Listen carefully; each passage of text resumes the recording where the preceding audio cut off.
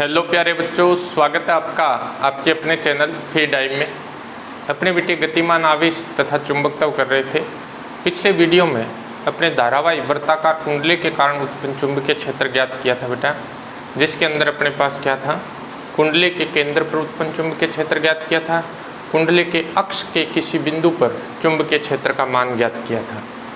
आज अपने पास एक इम्पोर्टेंट टॉपिक और है बेटा, हेल्महोल्ट्ज़ कुंडली। हेल्महोल्ट्ज़ कुंडली के बारे में पढ़ेंगे, लेकिन हेल्महोल्ट्ज़ कुंडली तभी समझ में आएगी जब आपने पिछला वीडियो अच्छी तरह से देख लिया है, उसको अच्छी तरह से समझ लिया, तभी अपने हेल्महोल्ट्ज़ कुंडली को समझ पाएंगे। पिछला वीडियो देखने के लिए आपके पास चैनल अपना है बेटा फ्री डाइव पे जाइए, चैनल को सब्सक्राइब कीजिए बेटा, और वीडियो जो है उसको ज़्यादा से ज़्यादा शेयर कीजिए ताकि ज़्यादा से ज़्यादा बच्चों को बेनिफिट हो। हेल्महोल्ट्ज़ कुंडली क्या है, इसका एक क्वेश्चन बोर्ड एग्जाम में मोस्टली आता है, वो ये आता है कि हेल्महोल्ट्ज़ कुंडली का उपयोग लिखिए। मोस्टली यही क्वेश्चन आता है 1 नंबर का कि हेल्महोल्ट्ज़ कुंडली का एक उपयोग लिखिए। तो हेल्महोल्ट्ज़ कुंडली है क्या, परिभाषा क्या है इसकी, और ये किस तरह से काम करती है और इसका उपयोग क्या है, इसके बारे में अपने को देखना है। हेल्महोल्ट्ज़ कुंडली क्या होती है, जब दो समान त्रिज्या तथा समान धारा की कुंडलियाँ जो कि समाक्षीय हो, दो समाक्षीय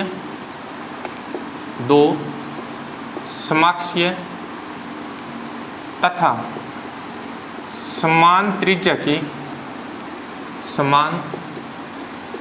की कुंडलियाँ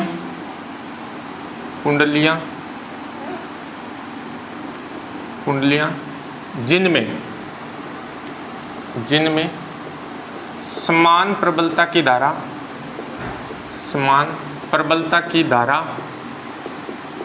समान दिशा में प्रवाहित होती है, समान दिशा में प्रवाहित होती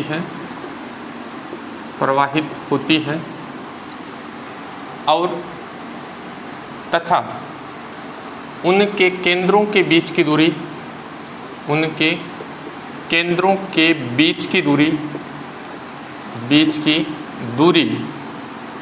उनकी त्रिज्या के बराबर होती है, उनकी त्रिज्या के बराबर हो तो इस व्यवस्था को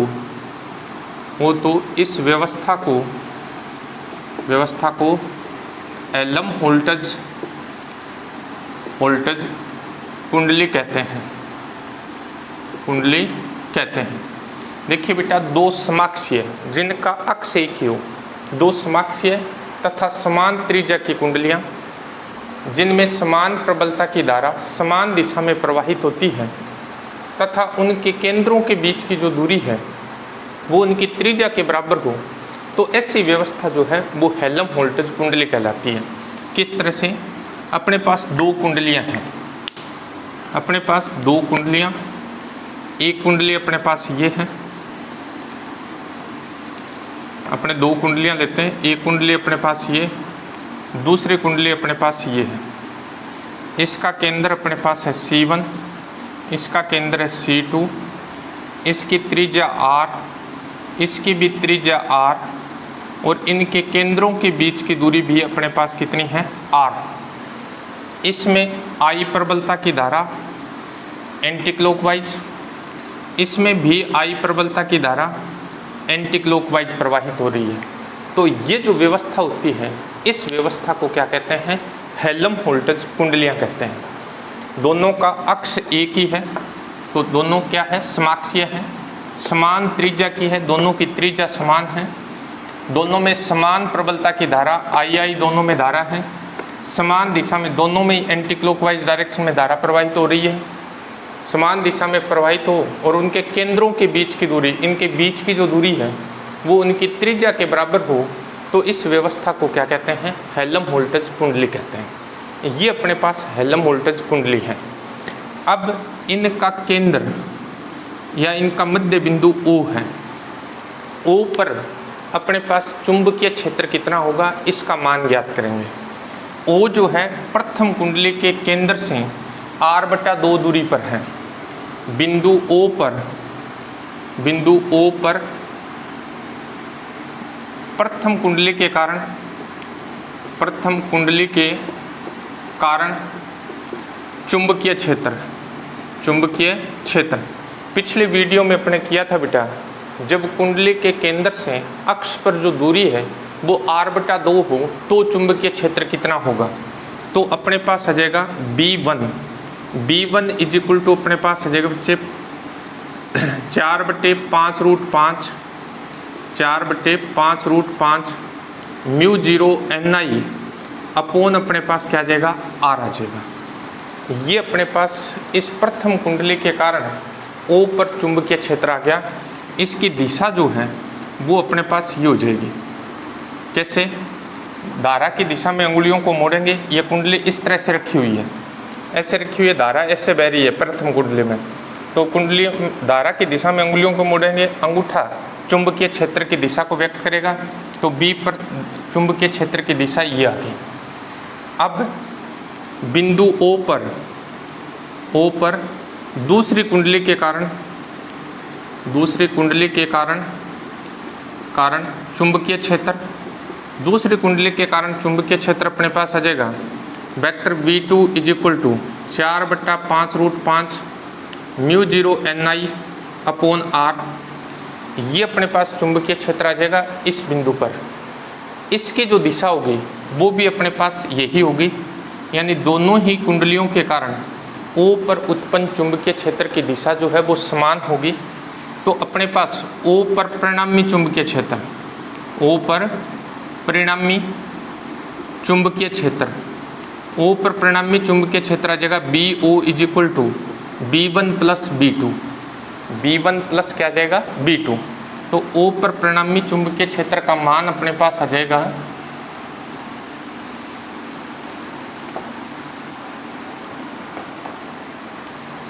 BO इज इक्वल टू अपने पास 4/5√5 μ0 Ni अपॉन R प्लस अपने पास 4/5√5 μ0 Ni अपॉन R। ये B0 इज इक्वल टू अपने पास आ गया 8/5√5 μ0 Ni अपॉन R। ये B बिंदु पर अपने पास चुंबकीय क्षेत्र का मान आ गया। अब क्या होता है कि इन कुंडलियों के बीच में ये चुंबकीय क्षेत्र जो है वो समरूप होता है। तो एलम वोल्टेज कुंडलियों का उपयोग जो है वो समरूप चुंबकीय क्षेत्र उत्पन्न करने में किया जाता है।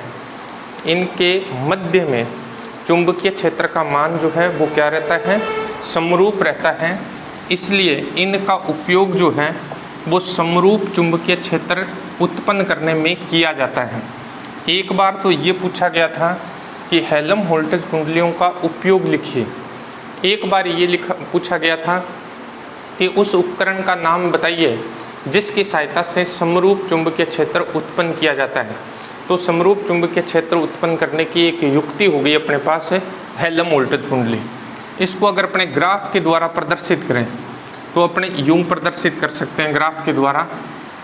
ये अपने पास पहली कुंडली का केंद्र है C1, ये अपने पास दूसरी कुंडली का केंद्र है C2। इस दिशा में अपने पास चुंबकीय क्षेत्र B, इस दिशा में चुंबकीय क्षेत्र B। ये पहली कुंडली के कारण, ये दूसरी कुंडली के कारण।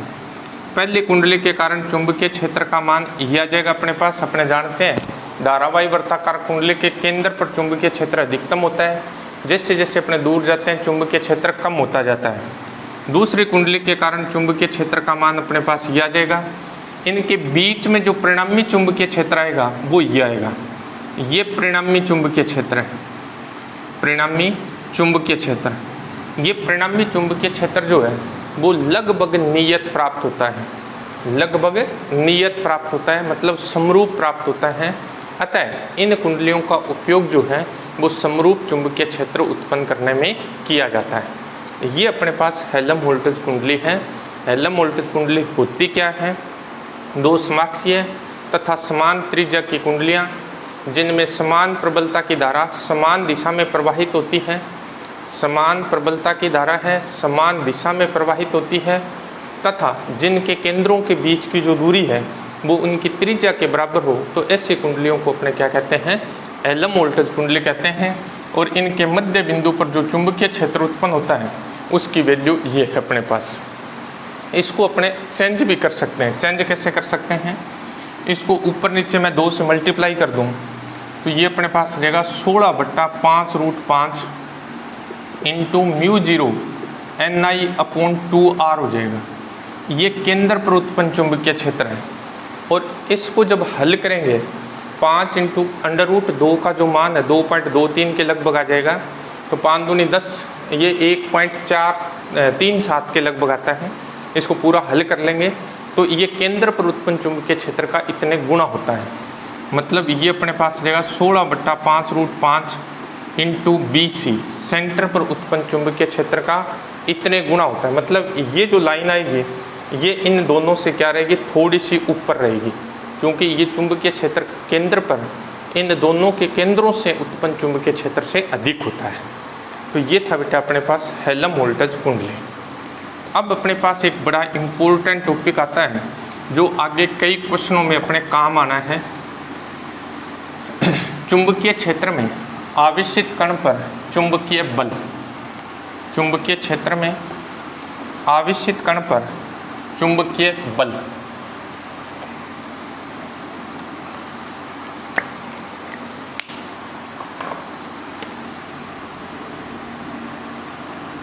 चुंबकीय क्षेत्र में आवेशित कण पर चुंबकीय बल। चुंबकीय क्षेत्र में आवेशित कण पर चुंबकीय बल। आवेशित कण पर चुंबकीय बल का मान क्या होगा वो अपने को देखना है। देखिए बच्चे, अपने पास क्या है, अपने मान लेते हैं कि m द्रव्यमान और Q आवेश का एक कण है। m द्रव्यमान और Q आवेश का एक कण है जो v वेग से चुंबकीय क्षेत्र वेक्टर B में गति करता है। m द्रव्यमान तथा Q आवेश का एक कण है जो वेक्टर v वेग से चुंबकीय क्षेत्र वेक्टर B में गति करता है। तो आवेशित कण पर लगने वाला चुंबकीय बल, आवेशित कण पर लगने वाला चुंबकीय बल vector F equal to Q into vector V cross vector B होगा। आवेशित कण पर लगने वाला चुंबकीय बल जो है वो vector F equal to Q into vector V cross vector B होगा। इसको अपने यूँ लिख सकते हैं, vector F equal to QVB sine theta n cap, जहाँ n कैप जो है वो बल की दिशा में एकांक सदिश है। इस बल का परिमाण अगर लिखना हो, वेक्टर F का मापांक लिखना हो तो यह जगह QVB साइन थीटा, जहाँ थीटा वेक्टर B तथा वेक्टर B के मध्य कोण है। वेक्टर B तथा वेक्टर B के मध्य कोण है।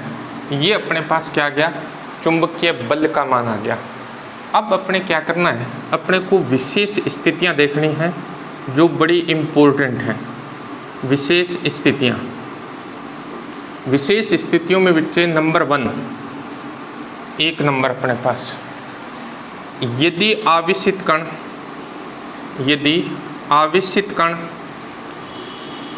कण चुंबकीय क्षेत्र के समांतर या प्रति समांतर गति करता है, समांतर गति करता है, अर्थात थीटा का जो मान है वो 0 डिग्री हो या 180 डिग्री हो। थीटा की वैल्यू 0 डिग्री होगी तो समांतर गति करेगा, 180 डिग्री थीटा का मान होगा तो प्रति समांतर गति करेगा। अर्थात थीटा का मान 0 या 180 हो तब अपने पास क्या होगा, तब इन दोनों स्थितियों में साइन 0 का मान भी 0 होता है, साइन 180 का मान भी 0 होता है। समीकरण 1 नंबर दे देते हैं अपने इसको। समीकरण 1 से F इज इक्वल टू क्या आ जाएगा, 0 आ जाएगा। इसका अर्थ ये हुआ कि जब आवेशित कण चुंबकीय क्षेत्र के समांतर या प्रति समांतर गति करता है तो आवेशित कण पर चुंबकीय क्षेत्र के कारण लगने वाला चुंबकीय बल शून्य होता है। अर्थात आवेशित कण चुंबकीय क्षेत्र में बिना विचलित हुए सीधा निकल जाता है, यानी आवेशित कण पर चुंबकीय क्षेत्र के कारण कोई बल नहीं लगता। इस तरह से ये अपने पास चुंबकीय क्षेत्र है, ये अपने पास समरूप चुंबकीय क्षेत्र वेक्टर बी है। इसमें एक आवेशित कण ऐसे प्रवेश करता है, वेक्टर बी वेग से गति करता है, एक आवेशित कण इस तरह से प्रवेश करता है। ये चुंबकीय क्षेत्र के समांतर गति कर रहा है। जब ये आवेशित कण चुंबकीय क्षेत्र के समांतर, इसको बोलेंगे समांतर क्योंकि चुंबकीय क्षेत्र की दिशा में इसका वेग है, तो इस स्थिति में आवेशित कण पर लगने वाला चुंबकीय बल शून्य होगा और ये अपने मार्ग से विचलित हुए बिना सीधा निकल जाएगा। अगर आवेशित कण ऐसे गति कर रहा है, इस दिशा में भी वेग से गति कर रहा है, तब अपने पास क्या होगा, तब भी ये अपने मार्ग से विचलित हुए बिना सीधा निकल जाएगा, यानी इस पर चुंबकीय बल का मान शून्य होगा। तो सिंपल सा याद रखना है कि जब आवेशित कण चुंबकीय क्षेत्र के समांतर या प्रति समांतर गति करता है तो आवेशित कण पर लगने वाले चुंबकीय बल का मान शून्य होता है। अब आता है अपने पास नंबर 2 कंडीशन कि यदि आवेशित कण चुंबकीय क्षेत्र के लंबवत गति करता है, यदि आवेशित कण चुंबकीय क्षेत्र के लंबवत गति करता है। दूसरी जो कंडीशन है वो है अपने पास यदि आवेशित कण, नंबर 2, यदि आवेशित कण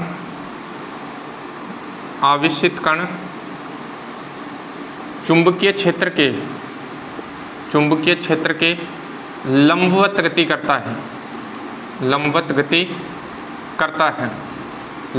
करता है अर्थात थीटा की जो वैल्यू है वो 90 डिग्री हो, थीटा का मान कितना हो, 90 डिग्री हो, तो समीकरण 1 से अपने पास एफ मैक्सिमम आ जाएगा। F maximum is equal to आ जाएगा क्यू वी बी साइन 90 का मान 1।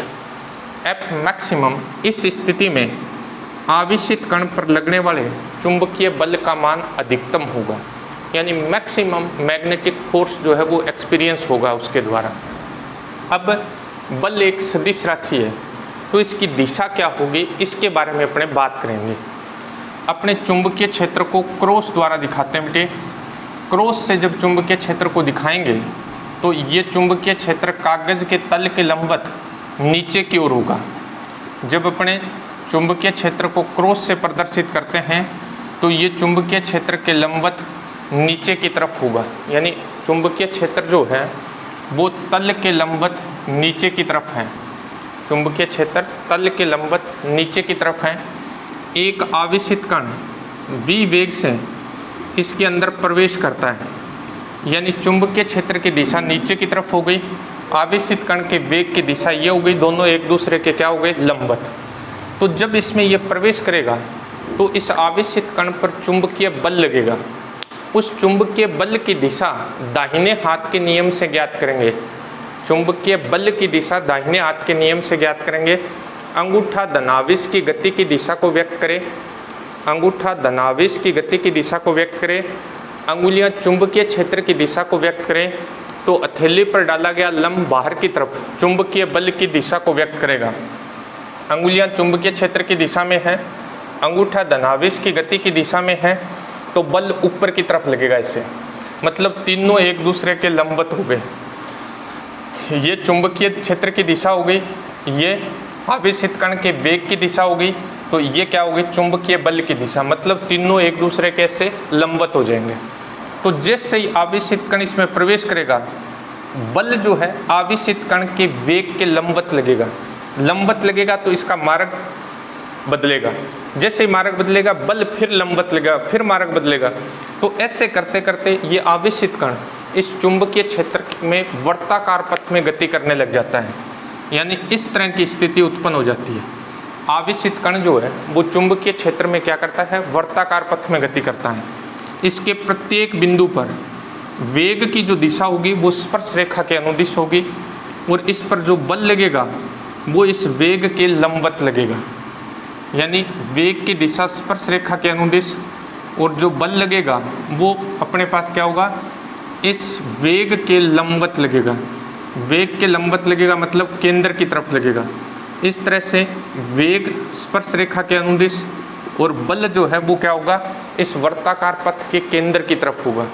यानी जब आवेशित कण चुंबकीय क्षेत्र में लंबवत प्रवेश करता है तो जो चुंबकीय बल लगता है उसका मान अधिकतम होता है, लगने वाले चुंबकीय बल का मान अधिकतम। इसके साथ साथ ये जो बल है वो आवेशित कण के वेग के लंबवत लगता है। लंबवत लगेगा तो ये आवेशित कण चुंबकीय क्षेत्र में वर्ताकार पथ में गति करने लग जाता है। आवेशित कण चुंबकीय क्षेत्र में क्या करता है, वर्ताकार पथ में गति करता है और ये एक वृत्त का निर्माण कर देता है। अब अपने पास क्या है, यदि आवेशित कण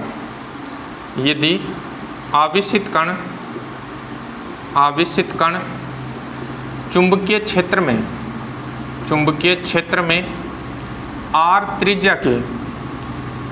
त्रिज्या के वर्ताकार पथ में गति करता है, वर्ताकार पथ में गति करता है तो आवश्यक अभिकेंद्रीय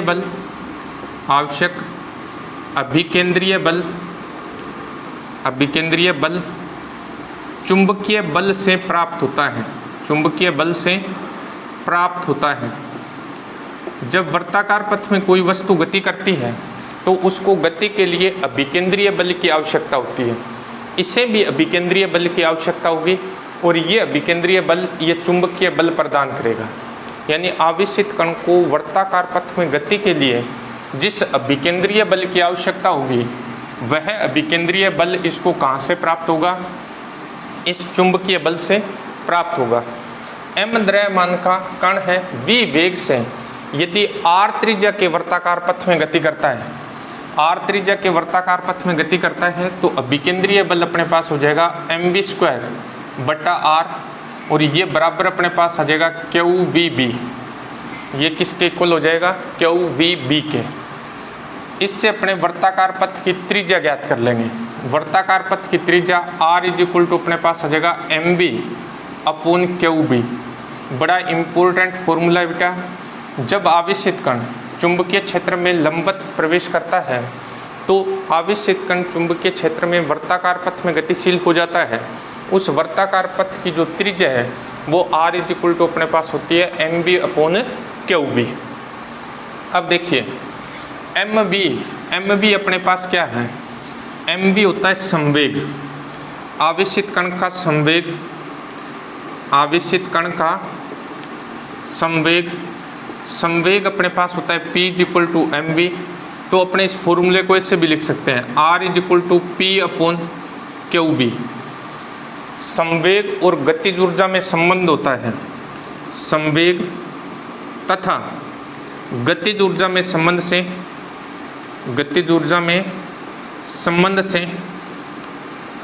संवेग तथा गतिज ऊर्जा में संबंध से p इज इक्वल टू अपने पास आ जाएगा √2mk। अपने पास क्या होता है, संवेग और गतिज ऊर्जा। देखिए क्या होता है, k इज इक्वल टू अपने पास होता है हाफ mv²। इसको ऊपर नीचे अगर अपने m से गुणा कर दें तो ऊपर अपने पास बन जाएगा p² बट्टा बन जाएगा 2m। तो p इज इक्वल टू आ जाएगा 2mk, p is equal to आ जाएगा 2mk का √। तब अपने पास वर्ताकार पथ की त्रिज्या गतिज ऊर्जा के पदों में लिखें तो r इज इक्वल टू आ जाएगा √2mk अपोन अपने पास आ जाएगा QB। यानी ये तीन फॉर्मूले अपने पास वर्ताकार पथ की त्रिज्या के आगे। अब आवेशित कण जब वर्ताकार पथ में गति करता है तो इसको एक चक्कर पूरा करने में जो समय लगता है उसे क्या कहते हैं, आवर्तकाल कहते हैं। आवेशित कण को वर्ताकार पथ का एक चक्कर पूरा करने में लगा समय, आवेशित कण को वर्ताकार पथ का एक चक्कर पूरा करने में लगा समय लगा समय अर्थात आवर्तकाल, लगा समय अर्थात आवर्तकाल, आवर्तकाल टी से लिखेंगे। आवर्तकाल होता है बेटा दूरी बटा चाल। एक चक्कर जब ये पूरा करेगा तो कितनी दूरी तय कर जाएगा, इस वृत्ताकार पथ की परिधि के बराबर दूरी तय करेगा। तो अपने पास आ जाएगा 2 पाई r और इसकी चाल है v, तो t इज इक्वल टू आ गया 2 पाई r अपॉन v। अब अपने क्या करेंगे, समीकरण 2 से r का मान रख देते हैं। समीकरण 2 से मान रखने पर, 2 से मान रखेंगे तो t इज इक्वल टू अपने पास आ जाएगा 2 pi upon v into r का मान है अपने पास mv अपॉन qb। v से v कैंसिल हो गया, ये अपने पास आ जाएगा 2 पाई m अपॉन अपने पास आ जाएगा qb। ये आवर्तकाल का फॉर्मूला आ गया, ये अपने पास क्या आ गया, आवर्तकाल का सूत्र आ गया 2 पाई m अपॉन qb। अब इसकी आवृत्ति ज्ञात कर लेते हैं। आवृत्ति, आवर्तकाल के व्युत्क्रम को आवृत्ति कहते हैं, या 1 सेकंड में लगाए गए चक्रों की जो संख्या होती है उसे आवृत्ति कहते हैं। तो न्यू इज इक्वल टू अपने पास आ जाएगा 1/t। New is equal to अपने पास 1/t करेंगे तो ये आ जाएगा qb अपॉन 2 पाई m। ये अपने पास इसकी आवृत्ति का सूत्र आ गया, समीकरण नंबर आ गया अपने पास 4। अपने इसकी कोणीय आवृत्ति भी ज्ञात कर सकते हैं। कोणीय आवृत्ति अपने पास क्या आ जाएगी, कोणीय आवृत्ति, कोणीय आवृत्ति ओमेगा से लिखेंगे। ओमेगा इज इक्वल टू होता है 2 पाई न्यू या 2 पाई अपॉन कैपिटल टी।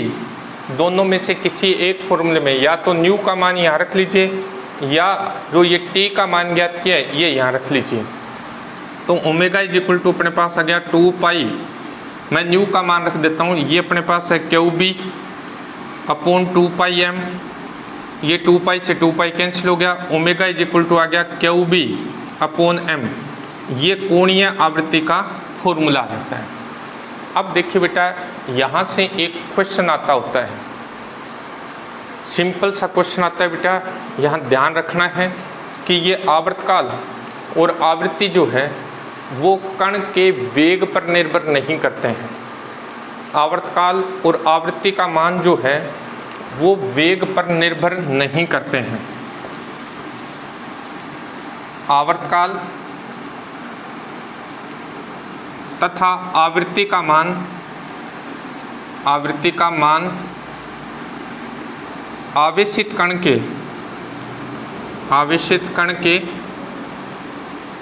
वेग पर निर्भर नहीं करते हैं, वेग पर निर्भर नहीं करते हैं, वेग पर निर्भर नहीं करते हैं। ये बड़ा इम्पोर्टेंट क्वेश्चन है। क्वेश्चन इस तरह से बोर्ड में आया हुआ भी है, ऐसे आता है कि एक आवेशित कण चुंबकीय क्षेत्र में वर्ताकार पथ में एक चक्कर पूरा करने में 5 सेकंड का समय लेता है। यदि उसके वेग को दुगना कर दिया जाए तो वर्ताकार पथ में एक चक्कर पूरा करने में कितना समय लेगा, अब भी 5 सेकंड लेगा, कोई चेंज नहीं होगा बेटा। वेग बढ़ाने से क्या हो जाएगा, वेग बढ़ाने से उसके वर्ताकार पथ की त्रिज्या बढ़ जाएगी। यानी अगर वेग को बढ़ाएंगे तो वो बड़ी त्रिज्या के वर्ताकार पथ में गति करना शुरू कर देगा, लेकिन समय उसका उतना ही रहेगा।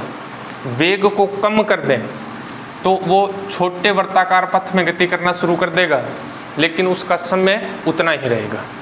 तो अपने 2 कंडीशन पढ़ ली बेटा। जब आवेशित कण चुंबकीय क्षेत्र में समांतर गति करता है और दूसरा आवेशित कण चुंबकीय क्षेत्र में लंबवत प्रवेश करता है। तीसरा अपने पास कंडीशन जो है वो देखते हैं कि तीसरी कंडीशन अपने पास क्या है।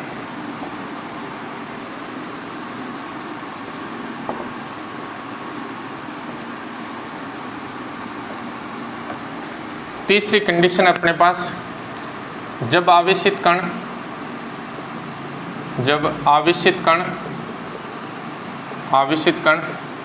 चुंबकीय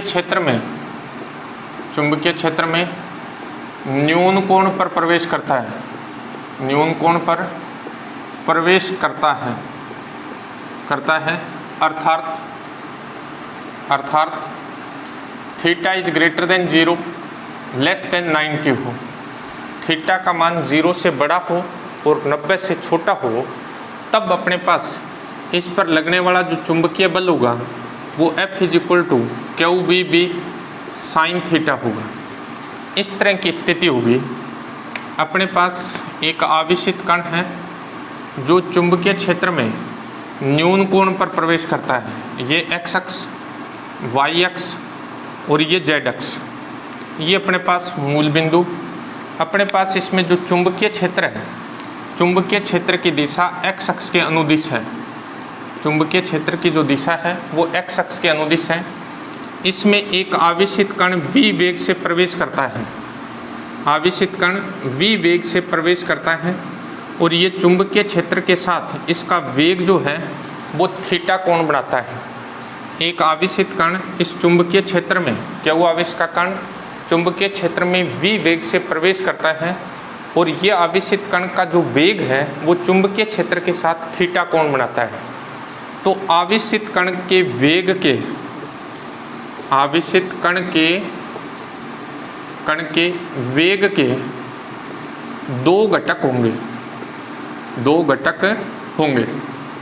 आवेशित कण के वेग के अपने को दो घटक मिलेंगे। एक घटक अपने को चुंबकीय क्षेत्र के अनुदिश मिलेगा v कोस थीटा, और एक घटक मिलेगा अपने को चुंबकीय क्षेत्र के लंबवत v साइन थीटा। अपने पास आवेशित कण के वेग के दो घटक हो जाएंगे, एक चुंबकीय क्षेत्र के अनुदिश और एक चुंबकीय क्षेत्र के लंबवत।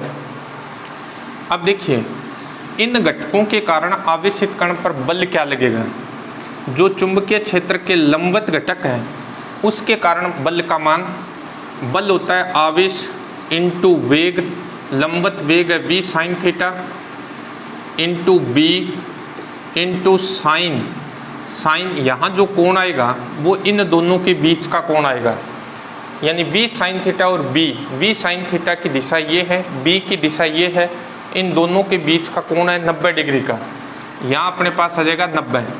तो F परपेंडिकुलर का मतलब मैं ये लिख रहा हूँ इस लंबवत घटक के कारण, ये अपने पास आ गया QVB साइन थीटा, यानी ये लंबवत घटक के कारण आवेशित कण पर बल लगेगा।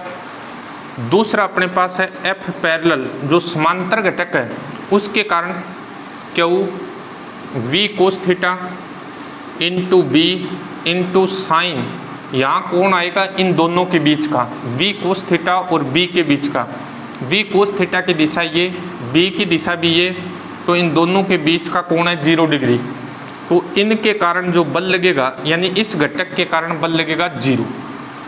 अब ध्यान से सुनिए बेटा, इस लंबवत घटक के कारण चुंबकीय बल लग रहा है, इस समांतर घटक के कारण चुंबकीय बल नहीं लग रहा है। ये लंबवत घटक क्या करेगा, इस आवेशित कण को वर्ताकार पथ में गति करवाएगा, और ये जो समांतर घटक है ये आवेशित कण को आगे ले जाना चाहेगा। तो अपने पास आवेशित कण दो गतियां करेगा। आवेशित कण की इस वेग घटक के कारण वर्ताकार पथ में गति होगी और इस वेग घटक के कारण सीधी रेखा में गति होगी, और दोनों का संयुक्त प्रभाव, क्योंकि एक ही आवेशित कण है तो उस पर ये दो गतियां प्रभावी होगी। तो आवेशित कण का जो पथ है वो इस तरह का हो जाएगा। आवेशित कण का पथ इस तरह से हो जाएगा। इसको बोलते हैं कुंडलिनी पथ। इसको क्या बोलते हैं, कुंडलिनी पथ। यानी आवेशित कण जो है वो कुंडलिनी पथ में गति करेगा। आवेशित कण जो है वो कैसे पथ में गति करेगा, कुंडलिनी पथ पर गति करेगा। मतलब इस वेग घटक के कारण वर्ताकार पथ में गति करेगा, ये वेग घटक इसको आगे की तरफ खींचेगा। इनका जो संयुक्त प्रभाव होगा, उस संयुक्त प्रभाव के कारण आवेशित कण जो है वो कैसी गति करेगा, कुंडलिनी पथ में गति करता है। अब अपने पास कुंडलिनी पथ की त्रिज्या ज्ञात कर लें। कुंडलिनी पथ में गति करेगा तो अपने पास क्या है कि अगर इसके वर्ताकार पथ की त्रिज्या r हो तो अपने पास आएगा mv साइन थीटा का होल स्क्वायर बटा r इज इक्वल टू अपने पास आ जाएगा QVB sine theta. v sign theta से इसकी पावर कट जाएगी, r इज इक्वल टू अपने पास आ जाएगा mv साइन थीटा अपॉन अपने पास आ जाएगा क्यू बी। अब वृत्ताकार पथ की त्रिज्या ये होगी, मतलब ये जो आवेशित कण जिस कोण पर प्रवेश कर रहा है उस कोण पर भी अब ये निर्भर करेगी। आवर्तकाल t इज इक्वल टू आ जाएगा 2 pi R upon V sine theta, क्योंकि वे घटक वी साइन थीटा के कारण ये वृत्ताकार पथ में गति कर रहा है। तब अपने पास आ जाएगा 2 pi upon V sine theta into R का मान है अपने पास M V sine theta upon अपने पास आ जाएगा Q B. V sine theta से वी साइन थीटा कट जाएगा, ये अपने पास आ जाएगा 2 pi M upon Q B. T is equal to अपने पास आ गया 2 pi M upon Q B. ये देखिए टाइम पीरियड आवर्तकाल फिर अपने पास क्या है, वेग पर निर्भर नहीं कर रहा है। तो ये जो समय लगता है इसको, या एक चक्कर पूरा करने में जो समय है, वो समय जो है वो इस पे वर्ताकार पथ के में जो आवेशित कण गति कर रहा है उसके वेग पर निर्भर नहीं करता है। अब आता है अपने पास कि आवेशित कण इस एक आवर्तकाल में सीधी रेखा में कितनी दूरी तय करता है। मान लो ये कण यहाँ था, यहाँ से यहाँ तक पहुँचता है एक आवर्तकाल में, तो ये जो दूरी होती है इसे बोलते हैं चूड़ी अंतराल। चूड़ी अंतराल क्या है, चूड़ी अंतराल कहते किसे हैं, फिर अपने इसका फॉर्मूला ज्ञात करेंगे। चूड़ी अंतराल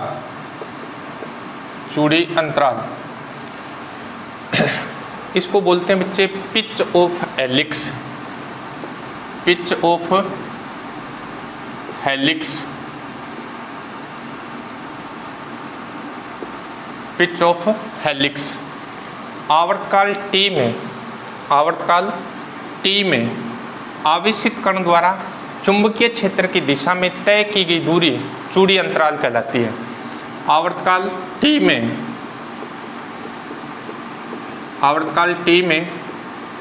आवेशित कण द्वारा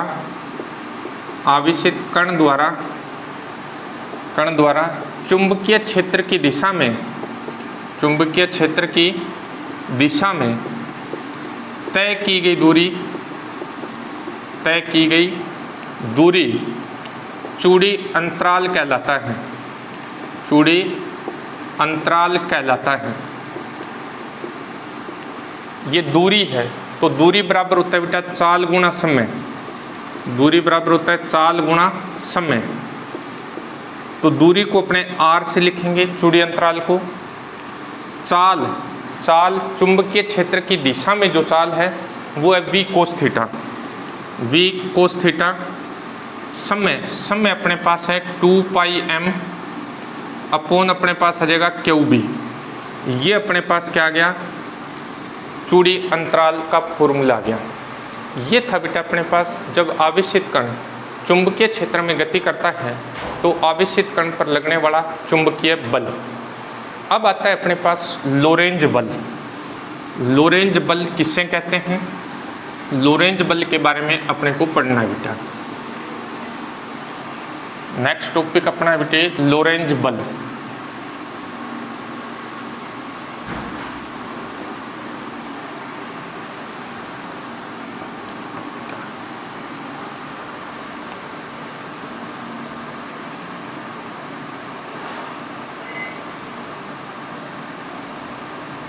लोरेंज बल।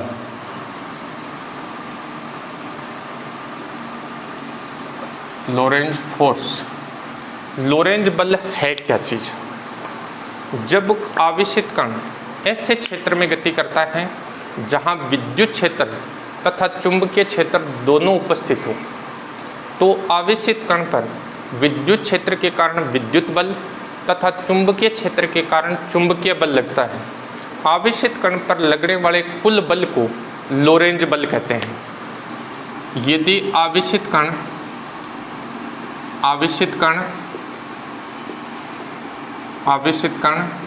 ऐसे क्षेत्र में गति करता है, ऐसे क्षेत्र में गति करता है जहां विद्युत क्षेत्र तथा चुंबकीय क्षेत्र दोनों उपस्थित हैं, दोनों उपस्थित हैं तो आवेशित कण पर, आवेशित कण पर विद्युत क्षेत्र के कारण, विद्युत क्षेत्र के कारण विद्युत बल तथा चुंबकीय क्षेत्र के कारण चुंबकीय बल लगता है, चुंबकीय बल लगता है। आवेशित कण पर लगने वाले कुल बल को, आवेशित कण पर लगने वाले कुल बल को लोरेंज बल कहते हैं, लोरेंज बल कहते हैं। आवेशित कण पर लगने वाला जो कुल बल होगा उस कुल बल को क्या कहते हैं? लोरेंज बल कहते हैं। यदि विद्युत क्षेत्र वेक्टर E तथा चुंबकीय क्षेत्र वेक्टर B है, इन क्षेत्रों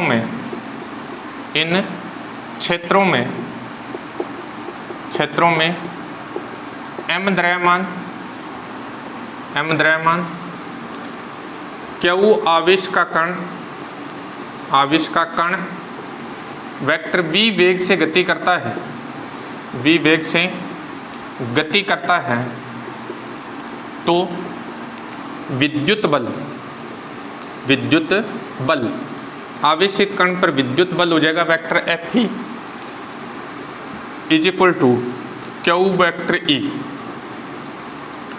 चुंबकीय बल आवेशित कण पर चुंबकीय बल हो जाएगा vector Fb is equal to Q vector B cross vector B। इसको समीकरण नंबर 2 दे देते हैं। आवेशित कण पर कुल बल vector F is equal to आ जाएगा vector Fe plus vector Fb। आवेशित कण पर कुल बल vector F is equal to vector Fe plus vector Fb। ये अपने पास आ जाएगा Q vector E plus Q into vector V cross vector B। ये अपने पास आ जाएगा Q into vector E plus vector V cross vector B। ये अपने पास क्या आ गया? लोरेंज बल आ गया। ये अपने पास लोरेंज बल का फॉर्मूला आ गया। लोरेंज बल अपने पास क्या होता है? जब आवेशित कण ऐसे क्षेत्र में गति करता है जहाँ विद्युत क्षेत्र भी हो, चुंबकीय क्षेत्र भी हो, तो आवेशित कण पर विद्युत बल भी लगेगा, चुंबकीय बल भी लगेगा। इन दोनों का जो योग होगा उसे अपने क्या कहेंगे? लोरेंज बल कहते हैं। अब इसकी स्पेशल कंडीशन देखते हैं, स्पेशल स्थितियां देखते हैं। विशेष स्थितियां क्या हैं? विशेष स्थितियों में एक स्थिति इसकी बड़ी इम्पोर्टेंट है जो फिजिक्स में बहुत यूज होती है। विशेष स्थितियां,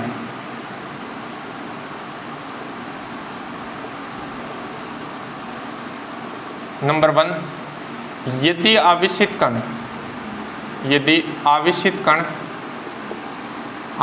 कण चुंबकीय क्षेत्र के समांतर गति करता है। देखिए कैसे गति करता है, इसका विद्युत बल पर कोई प्रभाव नहीं पड़ता। विद्युत क्षेत्र में अगर आवेशित कण होगा, चाहे वो विरामावस्था में हो, उस पर विद्युत बल का मान क्या होगा? 0 होगा। सॉरी, गलत बोल गया मैं। उस पर विद्युत बल लगेगा, चाहे वो विरामावस्था में हो, चाहे वो गति कर रहा हो, तो भी उस पर विद्युत बल लगेगा। लेकिन चुंबकीय क्षेत्र के लिए अपने पास क्या है? अगर वो चुंबकीय क्षेत्र के समांतर गति करेगा तो चुंबकीय बल का मान 0 हो जाएगा। इस स्थिति में चुंबकीय बल का मान 0 हो जाएगा तो आवेशित कण पर लगने वाला जो लोरेंज बल है वो अपने पास क्या आ जाएगा? Q vector E। यानी विद्युत बल जो है वही उस पर लगने वाला क्या हो जाएगा? लोरेंज बल होगा। नंबर 2, ये बड़ी इम्पोर्टेंट कंडीशन है। यदि आवेशित कण पर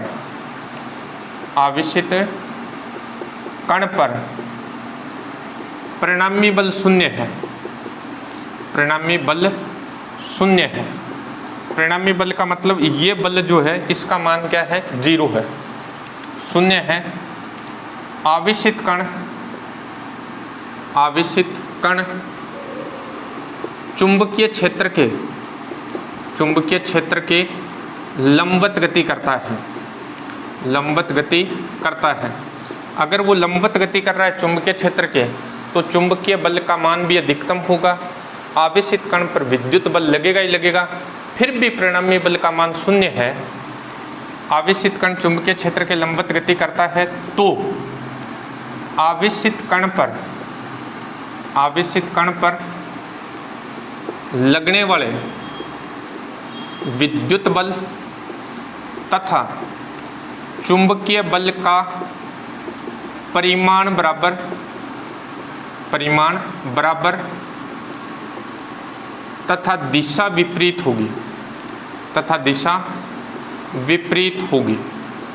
आवेशित कण पर लगने वाले चुंबकीय बल और विद्युत बल का परिमाण जो है वो बराबर होगा और दिशा जो है विपरीत होगी। अर्थात ये स्थिति होगी, अपने परिमाण लिखेंगे, QE = QVB होगा। Q से Q कैंसिल हो जाएगा, यहाँ से V = अपने पास आ जाएगा E/B। और ये बड़ा इम्पोर्टेंट फॉर्मूला है, ये मोस्ट इम्पोर्टेंट फॉर्मूला है अपने पास कि V = अपने पास क्या आ जाएगा, E/B। अपने विद्युत क्षेत्र और चुंबकीय क्षेत्र को परिवर्तित करके इच्छित वेग का आवेशित कण प्राप्त कर सकते हैं। विद्युत क्षेत्र और चुंबकीय क्षेत्र को परिवर्तित करके इच्छित वेग का आवेशित कण प्राप्त कर सकते हैं। इसका उपयोग ये जो अपने लिखा है सेकंड कंडीशन, इसका उपयोग वेग वर्णकारी में किया जाता है। ये बड़ा इम्पोर्टेंट है। वेलोसिटी फिल्टर बोलते हैं इंग्लिश में इसको, वेलोसिटी फिल्टर में इसका उपयोग करते हैं। तो ये था बेटा अपने पास लो रेंज बल। अपने 3 चीज़ें पढ़ी है बेटा, एक तो हेल्म वोल्टेज कुंडली पढ़ी है, अच्छी तरह से पढ़ना बेटा। दूसरा आवेशित कण पर लगने वाला चुंबकीय बल, इसको पूरी डिटेल से पढ़ना बेटे। लो रेंज बल में ये कंडीशन बड़ी इम्पोर्टेंट है और इसका उपयोग अपने आगे विद्युत चुंबकीय तरंगे पढ़ेंगे, उसमें भी ये फॉर्मूला अपने काम में लेंगे, तो वहाँ भी अपने काम आएगा। इसलिए वीडियो को बेटा पूरा देखिए, ज़्यादा से ज़्यादा शेयर कीजिए और चैनल को सब्सक्राइब कीजिए। थैंक यू बेटे।